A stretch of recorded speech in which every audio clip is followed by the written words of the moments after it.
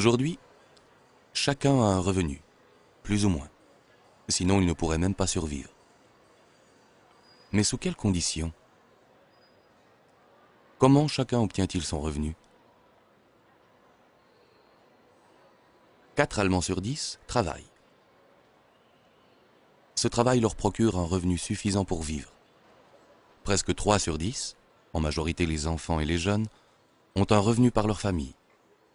2 sur 10 vivent de leur retraite ou de leur rente. Et moins d'1 sur 10 de l'assurance chômage ou de l'aide sociale.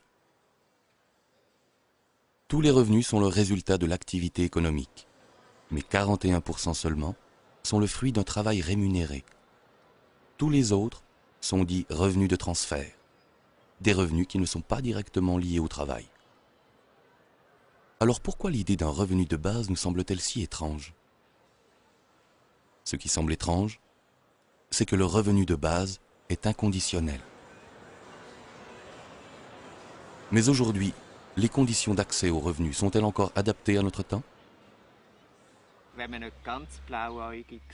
À moins de nous montrer tout à fait naïfs, il faut admettre qu'à l'avenir, le marché du travail ne pourra plus assurer l'intégration sociale de toute la population.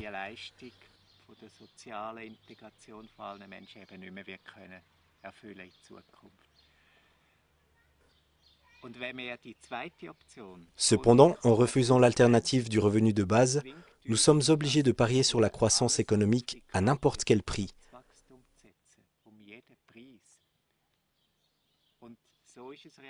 C'est d'ailleurs ce qui se passe dans la politique aujourd'hui. De l'extrême droite à l'extrême gauche, l'ensemble du monde politique en appelle à grands cris à la croissance économique.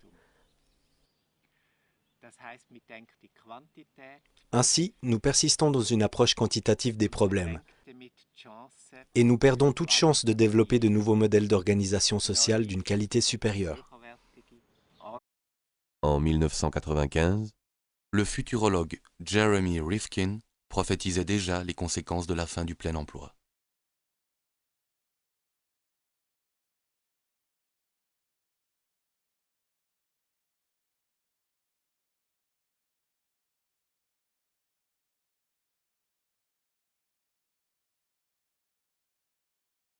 Les pronostics de Rifkin sont controversés, mais ils ne sont pas sans fondement.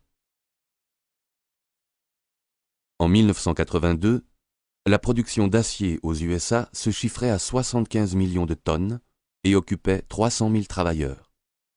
En 2002, 100 millions de tonnes furent produites avec seulement un quart des effectifs, soit 74 000 travailleurs. En même temps sont apparues de nouvelles places de travail, quelques centaines peut-être, dans le consulting et les technologies hautement spécialisées. Ce n'est pas le privilège de la production industrielle classique. Le même processus s'observe dans bien des domaines appartenant au secteur des services. La banque online en est un exemple extrême qui illustre néanmoins toute une évolution. Pour le même nombre de clients, elle n'a besoin que du 10e de l'effectif d'une banque conventionnelle. Ce développement ne se limite pas aux pays industrialisés. Il se manifeste dans le monde entier. Partout, les effectifs diminuent, alors que la productivité augmente. Le succès en question est celui de la rationalisation. Une rationalisation qui arrive jusqu'à notre porte.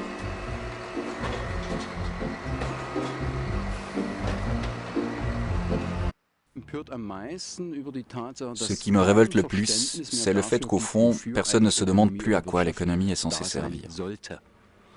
C'est un domaine de la vie en société qui est censé assurer notre existence, produire et mettre à notre disposition des biens qui nous sont utiles.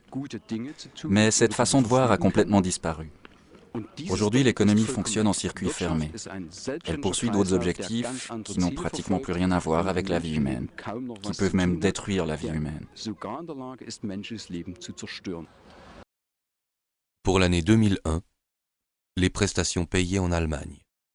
56 milliards d'heures de travail rémunérées. Les prestations non payées, 96 milliards d'heures de travail à la maison, pour les enfants ou encore dans le cadre d'une activité bénévole.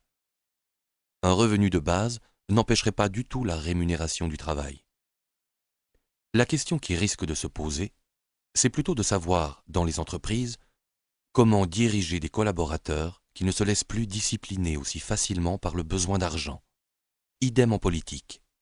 Comment gouverner des citoyens rendus plus indépendants grâce à leurs revenus de base? Et comment est-ce qu'on se gouverne soi-même? Est-ce que vraiment tout le monde serait en train de bronzer? Avec une montagne d'ordures dans les rues? Les parcs, laissés au bon soin des retraités? Le revenu de base est-il suffisant pour corrompre la société du travail? Pour saper l'esprit d'indépendance? Le plaisir de la réussite? Est-ce que ce n'est pas l'ennui si tout le monde a déjà un revenu? C'est bon pour les 68ards et autres hippies qui prétendent que l'homme est bon par nature? Si vous aviez un revenu de base, est-ce que vous iriez encore travailler? Spontanément, environ 60% répondent « oui, comme avant ». Environ 30% répondent « oui, mais plus à plein temps ». Ou encore « je ferai autre chose ». Et environ 10% répondent ouvertement « d'abord dormir et ensuite on verra ». Voyager, s'occuper des autres, reprendre des études. Si on instaurait un revenu de base, pensez-vous que les autres continueraient à travailler?